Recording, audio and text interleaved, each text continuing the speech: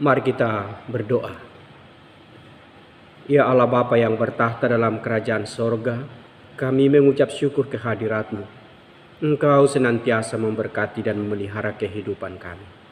Pujian syukur kami nyatakan dalam ibadah kami. Kiranya Tuhan berkenan akan ibadah kami, akan setiap lagu pujian yang telah kami nyanyikan bagi Tuhan. Ya Allah, sebentar kami akan mendengarkan kebenaran firman-Mu. Penuhi hati dan pikiran kami dengan Roh Kudus-Mu, agar kami dapat memahami kebenaran firman Tuhan dan melakukannya dalam kehidupan kami. Berfirmanlah kepada kami Bapa, kami telah siap mendengarkan-Mu. Karena Yesus Kristus kami telah berdoa. Amin. Bapak Ibu yang terkasih dalam Yesus Kristus, firman Tuhan menyapa kita dalam ibadah kita hari ini diambil dari kitab Nabi Yesaya pasal 40 ayat 1 sampai 11. Keselamatan untuk bangsa yang di dalam pembuangan. Hiburkanlah umatku, demikian firman Allahmu. Tenangkanlah hati Yerusalem dan serukanlah kepadanya bahwa perhambaannya sudah berakhir, bahwa kesalahannya telah diampuni, sebab ia telah menerima hukuman dari tangan Tuhan 2 kali lipat karena segala dosanya. Ada suara yang berseru-seru, persiapkanlah di padang gurun jalan untuk Tuhan, luruskanlah di padang belantara jalan raya bagi Allah kita. Setiap lembah harus ditutup dan setiap gunung dan bukit diratakan. Tanah yang berbukit-bukit harus menjadi tanah yang rata, dan tanah yang berlekuk-lekuk menjadi dataran. Maka kemuliaan Tuhan akan dinyatakan, dan seluruh umat manusia akan melihatnya bersama-sama. Sungguh Tuhan sendiri telah mengatakannya. Ada suara yang berkata, berserulah. Jawabku, apakah yang harus kuserukan? Seluruh umat manusia adalah seperti rumput, dan semua semaraknya seperti bunga di padang. Rumput menjadi kering, bunga menjadi layu, apabila Tuhan menghembusnya dengan napasnya. Sesungguhnya lah bangsa itu seperti rumput. Rumput menjadi kering, bunga menjadi layu, tetapi firman Allah kita tetap untuk selama-lamanya. Hai Sion, pembawa kabar baik, naiklah ke atas gunung yang tinggi. Hai Yerusalem, pembawa kabar baik, nyaringkanlah suaramu kuat-kuat, nyaringkanlah suaramu, jangan takut. Katakanlah kepada kota-kota Yehuda, lihat itu Allahmu. Lihat itu Tuhan Allah, ia datang dengan kekuatan, dan dengan tangannya ia berkuasa. Lihat, mereka yang menjadi upah jerih payahnya ada bersama-sama dia, dan mereka yang diperolehnya berjalan di hadapannya. Seperti seorang gembala, ia menggembalakan kawanan ternaknya dan menghimpunkannya dengan tangannya. Anak-anak domba di pangkunya, induk-induk domba dituntunnya dengan hati-hati. Demikian pembacaan firman Tuhan. Berbahagialah orang yang mendengarkan firman Tuhan dan melakukannya dengan setia. Bapak Ibu yang terkasih dalam Yesus Kristus, apa yang diserukan oleh Nabi Yesaya adalah merupakan sebuah angin segar bagi Israel yang berada dalam kegerahan, kepanasan, kesesakan, dalam penderitaan, pergumulan ketika mereka berada di dalam pembuangan Babel. Bapak Ibu yang terkasih dalam Yesus Kristus, ada beberapa hal yang perlu kita perhatikan dari perikop yang telah kita baca. Yang pertama adalah Tuhan Allah datang melawat umatnya. Itu yang menjadi penekanan bagi Israel dan bagi kita dalam situasi penuh pergumulan dan tantangan saat ini. Nabi Yesaya menyerukan bahwa Tuhan Allah datang melawat umatnya, mengabaikan setiap kondisi, mengabaikan keadaan, mengabaikan status Israel yang adalah pada saat itu sebagai orang terbuang, orang yang telah dihalau Tuhan Allah dari hadiratnya, dari hadapannya, sehingga mereka hidup dalam kesesakan, hidup dalam kesusahan, hidup dalam penderitaan. Bapak Ibu yang terkasih dalam Yesus Kristus, Apakah yang terjadi bagi kehidupan umat ketika Tuhan Allah datang dan melawat umatnya? Dari perikop yang telah kita baca. Yang pertama, bahwa ketika Tuhan Allah datang melawat umatnya, yang terjadi adalah penghiburan. Umat yang selama ini berduka karena telah jauh dari Allah. Umat yang selama ini merasa kehilangan kemuliaan Allah. Umat yang selama ini berada dalam kesusahan, penderitaan, dan segala pergumulan yang sangat menekan kehidupan baik jiwa dan badannya, sekarang mendengar suara bahwa Tuhan Allah datang dan melawat mereka. Nah, ketika Tuhan melawat mereka, maka itu adalah sebuah penghiburan. Dikatakan oleh Nabi Yesaya, hiburkanlah umatku, tenangkanlah hati Yerusalem, dan serukanlah kepadanya bahwa perhambaannya telah berakhir. Hiburkanlah dan tenangkanlah umatku. Karena Israel selalu menyadari bahwa ketika Tuhan Allah ada, ketika Tuhan Allah bersama dengan mereka, maka segala persoalan seberat apapun yang menimpa kehidupan mereka akan bisa mereka lalui dengan kuasa dan pertolongan Tuhan. Karena mereka tahu bahwa Allah mereka itu adalah Allah pembebas. Karena mereka tahu bahwa Allah yang mereka sembah itu adalah Allah yang berkuasa, yang tidak bisa dikalahkan oleh siapapun. Maka ketika dikatakan oleh sang nabi bahwa Tuhan Allah sudah ada, atau Tuhan Allah sudah datang melawat dan menghampiri mereka, maka terjadi penghiburan bagi Israel. Maka terjadi kelegaan bagi Israel. Karena mereka tahu Tuhan datang membebaskan dan menyelamatkan mereka. Kita perhatikan dari perikop kita di dalam ayat 10. Lihat, itu Tuhan Allah. Ia datang dengan kekuatan dan dengan tangannya ia berkuasa. Lihat, mereka yang menjadi upah jeripayahnya ada bersama-sama dia. Ya, kembali saya bacakan. Lihat, itu Tuhan Allah. Ia datang dengan kekuatan dan dengan tangannya ia berkuasa. Jika Israel berada dalam sebuah pergumulan menghadapi Babel yang telah berkuasa atas hidup mereka, yang telah menindas dan memperhamba mereka, maka ketika dikatakan oleh sang nabi, lihat itu Tuhan, atau lihat itu Allahmu, ia datang dengan kekuatan dan dengan tangannya yang berkuasa, akan membebaskan, menyelamatkan, mengeluarkan mereka dari pergumulan berat yang mereka hadapi pada saat ini. Maka itulah penghiburan. Maka itu adalah kelegaan bagi Israel yang berada dalam kesesakan dan kesusahan pada saat itu. Bapak yang terkasih dalam Yesus Kristus. Yang kedua, ketika Tuhan Allah datang melawat umatnya, maka dikatakan dalam perikop kita, berakhirlah segala perhambaan. Berakhirlah segala perhambaan. Jika Israel berada dalam perhambaan Babel, maka ketika Tuhan datang dengan tangannya yang berkuasa itu, dengan kekuatan yang penuh itu, maka berakhir perhambaan mereka. Karena Tuhan telah membebaskan mereka. Karena Tuhan akan mengeluarkan mereka, meluputkan mereka dari perhambaan itu.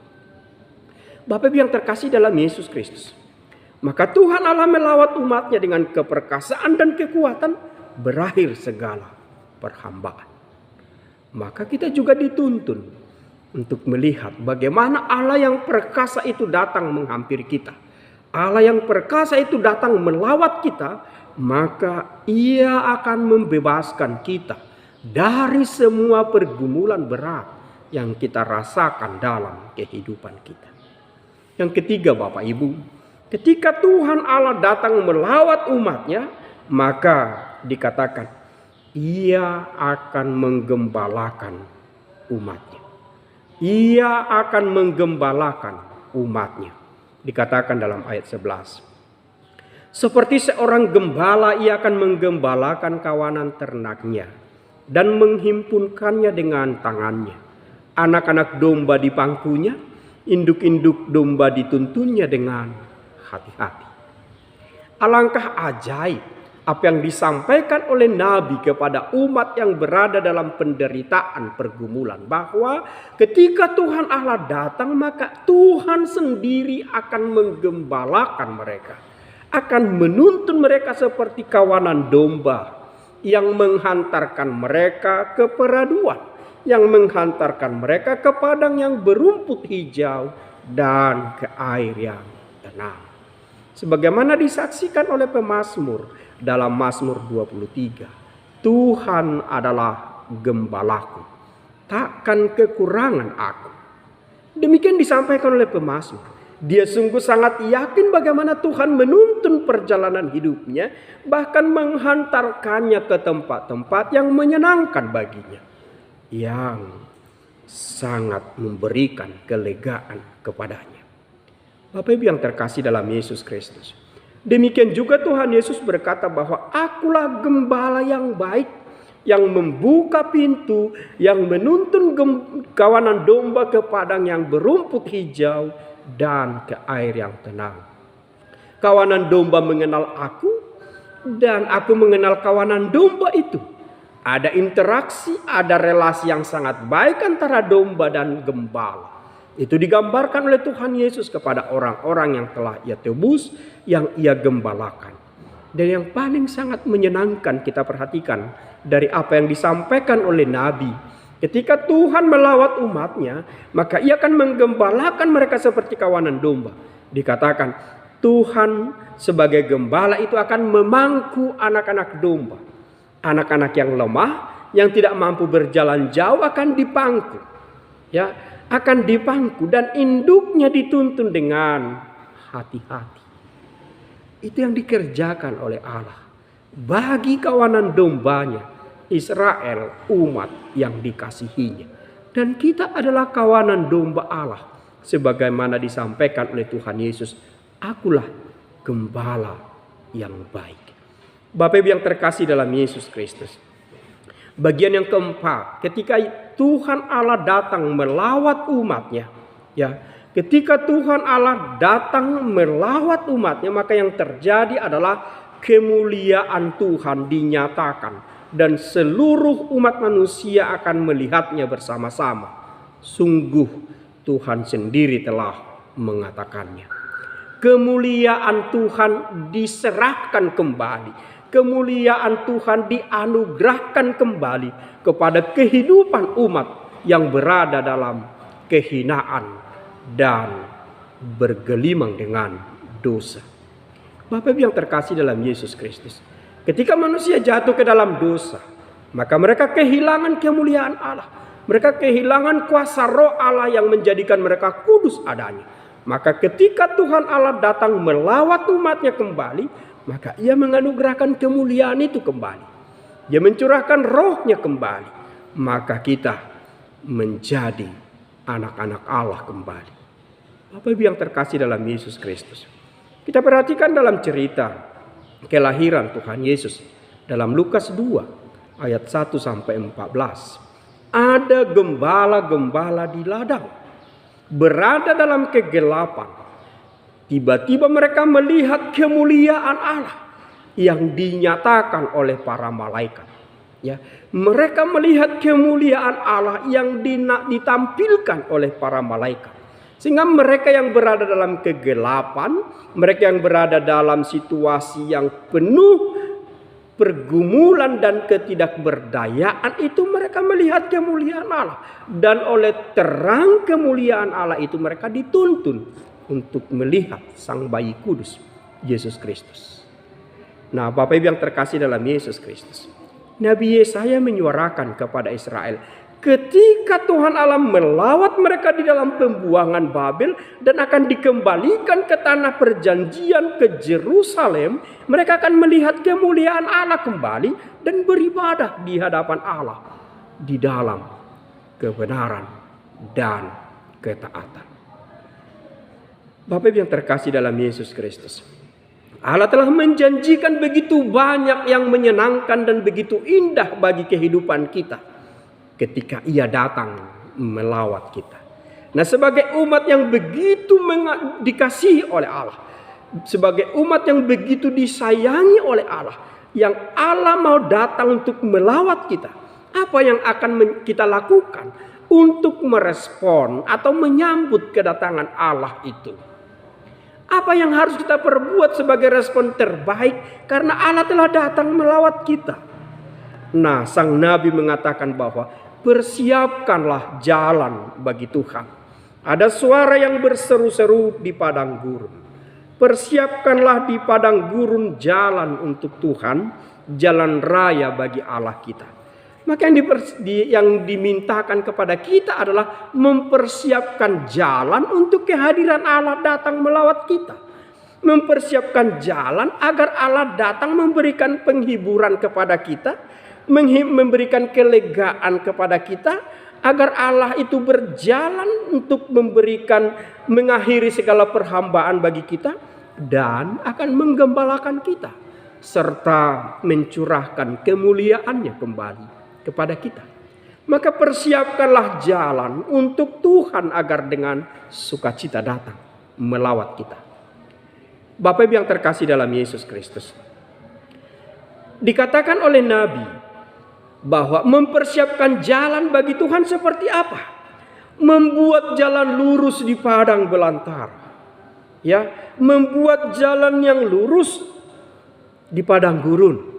Yang kedua, setiap lembah harus ditutup, setiap bukit-bukit harus diratakan, setiap gunung-gunung harus diratakan, dan tanah yang berlekuk-lekuk harus juga diratakan menjadi dataran, menjadi jalan yang begitu baik untuk kedatangan Allah menghampiri kehidupan kita. Bapak Ibu yang terkasih dalam Yesus Kristus, dikatakan oleh sang nabi, setiap lembah harus ditutup, setiap gunung dan bukit diratakan, tanah yang berbukit-bukit menjadi tanah yang rata, tanah yang berlekuk-lekuk menjadi dataran. Ya, itu diharapkan dari kita. Dan gambaran tanah yang menjadi lembah, yang menjadi gunung, yang berbukit-bukit, yang berlekuk-lekuk, itulah gambaran hati kita, gambaran kehidupan kita. Yang terkadang kita berada dalam sebuah kerendahan, menjadi berada di titik lembah kekelaman, berada di titik rendah kehidupan penuh dosa, atau berada di atas bukit dan gunung-gunung di dalam kesombongan, kecongkakan. Itu adalah gambaran kehidupan kita. Atau jalan yang berlekuk-lekuk menggambarkan hati kita yang penuh dengan segala intrik-intrik kejahatan, baik terhadap sesama atau saudara. Maka semua harus diluruskan, semua harus diratakan menjadi jalan yang terbaik untuk menyambut kehadiran Sang Allah yang berkenan melawat kita. Maka itu adalah gambaran hati kita yang benar-benar kita persiapkan menyambut Sang Raja itu, menyambut Allah yang berkenan melawat kita. Oleh karena itu Bapak Ibu yang terkasih dalam Yesus Kristus, Allah telah berkenan datang kepada kita, maka sambutlah lawatan Tuhan yang memberikan kelegaan, penghiburan, yang memberikan tuntunan kepada kita seperti kawanan domba, dan yang memberikan kemuliaannya kepada kita. Oleh karena itu Bapak Ibu yang terkasih dalam Yesus Kristus, Allah datang melawat kita karena Ia tahu. Allah tahu bahwa jika tanpa Tuhan Allah kehidupan kita seperti rumput yang segera layu. Dikatakan dalam ayat 6 dan ayat 7, 8 dalam perikop kita. Ada suara yang berkata, berserulah, jawabku, apa yang harus kuserukan? Seluruh umat manusia adalah seperti rumput, dan semua semaraknya seperti bunga di padang. Rumput menjadi kering, bunga menjadi layu, apabila Tuhan menghembusnya dengan napasnya. Sesungguhnya lah bangsa itu seperti rumput. Rumput menjadi kering, bunga menjadi layu, tetapi firman Allah kita tetap untuk selama-lamanya. Kehidupan manusia tanpa Tuhan Allah adalah seperti rumput yang segera layu, seperti rumput yang segera kering dan ditiupkan oleh angin. Demikianlah kehidupan manusia tanpa campur tangan Tuhan Allah. Oleh karena itu Allah melihat kerentanan kehidupan kita. Allah melihat kerapuhan hidup kita jika kita jauh daripadanya. Oleh karena itu Allah datang menghampiri kita. Allah datang untuk menuntun kita kembali ke hadiratnya. Karena hanya di hadiratnya lah kita mendapatkan kesegaran, kelegaan, hidup dalam kelimpahan. Allah tidak ingin kita layu. Allah tidak ingin kita kering. Allah tidak ingin kita ditiup oleh angin. Oleh karena itu Ia datang melawat kita, menghampiri kita untuk memberikan yang terbaik bagi kehidupan kita. Oleh karena itu Bapak Ibu yang terkasih dalam Yesus Kristus, persiapkanlah jalan bagi Tuhan. Berikanlah tanah yang rata bagi Tuhan. Dataran yang baik bagi Tuhan, yaitu hatimu. Untuk menyambut kehadiran Tuhan yang berkenan datang. Menghampiri kehidupanmu, memberikan penghiburan, kelegaan kepadamu. Maka sebagai respon terbaik bagi kita untuk menyambut kehadiran Tuhan, sebagaimana disampaikan Rasul Paulus dalam 2 Timotius 2 ayat 19. Dikatakan demikian. 2 Timotius 2 ayat 19.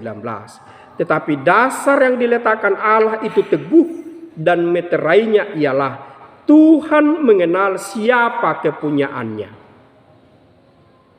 Dan setiap orang yang menyebut nama Tuhan hendaklah meninggalkan kejahatannya. Saya menekan kalimat terakhir. Dan setiap orang yang menyebut nama Tuhan hendaklah meninggalkan kejahatannya. Itulah hati kita tadi yang berlekuk-lekuk itu. Itulah hati kita yang seperti lembah. Itulah hati kita yang seperti bukit-bukit dan gunung-gunung. Setiap orang yang menyebut nama Tuhan harus meninggalkan kejahatannya. Itulah tanggung jawab kita. Atau itulah yang diinginkan Allah. Sebagaimana yang diserukan oleh Nabi, agar kita mempersiapkan jalan yang terbaik bagi Tuhan yang telah berkenan datang dan melawat kita.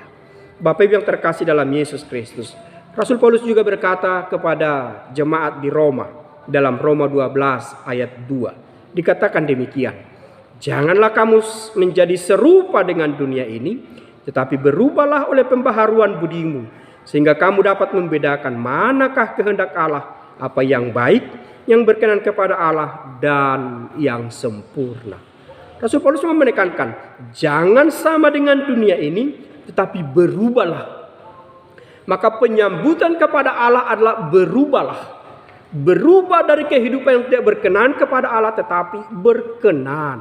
Mengetahui yang terbaik, mengetahui yang sesungguhnya Allah kehendaki dalam kehidupan kita, dan mengetahui apa yang baik, yang berkenan kepada Allah, dan yang sempurna. Itulah yang diinginkan Allah bagi kita dalam penyambutan Tuhan Allah yang datang melawat kita.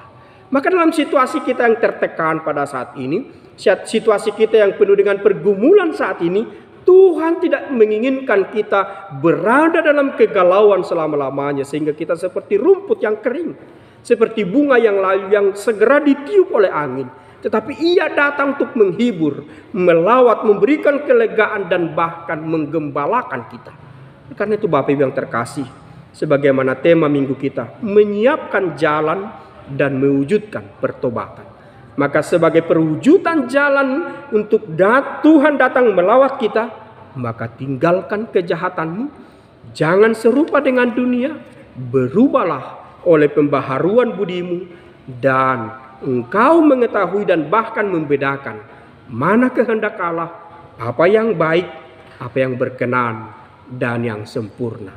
Nyatakanlah itu dalam kehidupanmu, dan percayalah Tuhan melawatmu. Tuhan memberikan penghiburan, menggembalakanmu, dan mencurahkan kemuliaannya kembali. Amin. Mari kita berdoa. Kami bersyukur atas firman yang menyapa kami, ya Bapa. Kau sungguh baik, berkenan melawat kami. Ketika kami dalam kedukaan, ketika kami dalam kesedihan, ketika kami dalam pergumulan, Tuhan tidak menginginkan kami layu. Tuhan tidak menginginkan kami kering. Tuhan tidak menginginkan kami tertiup. Tetapi Tuhan mau datang menghampiri kami, agar kami selalu ada di dalam hadirat Tuhan, merasakan kasih sayang Tuhan dan penyertaan Tuhan. Ya Allah Bapa di sorga, gembalakanlah kami, berikanlah kemuliaan-Mu kepada kami, dan hiburkanlah kami. Ajar kami Tuhan untuk menyambut Tuhan dengan meratakan setiap kecongkakan, bahkan kehidupan penuh dosa harus kami timbun dalam hidup kami, sehingga kami mampu berubah, meninggalkan setiap kejahatan, dan berlaku benar, berkenan, dan sempurna di hadapan Allah. Kiranya kuasa Roh Kudus memampukan kami menyatakan kehendak Allah. Dalam Yesus Kristus kami berdoa. Amin.